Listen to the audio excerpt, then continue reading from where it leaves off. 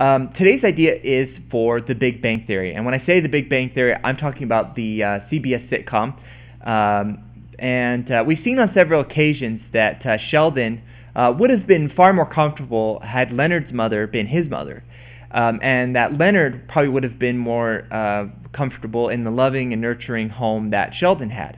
And I think that a two-part episode where Leonard kind of imagines how his and Sheldon's lives would have turned out differently had their mothers been switched would be hilarious. First, we could begin with Leonard and see that his life is kind of happy, that he's like the loving, doting son that Sheldon's mother always would have loved.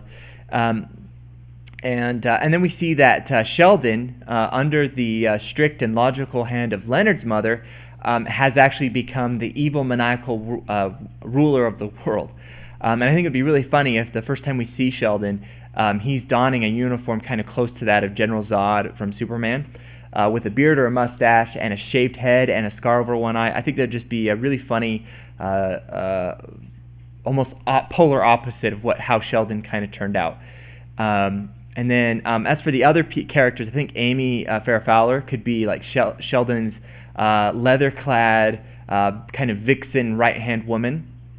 Like his right-hand henchman who does all his evil bidding. And then Penny and Rajesh and Bernadette and Howard and Leonard are resistance fighters. And of course, Wil Wheaton is the head of the resistance. As for the relationships, I think it would be really funny if Penny and Howard were together. That would make for a really funny scene where Howard comes up and perhaps says something very sexual or something, and Penny kind of turns around and we assume that she's going to hit him or be angry, and then all of a sudden she just grabs him and starts making out with him, and it kind of turns out that she and him are very similar.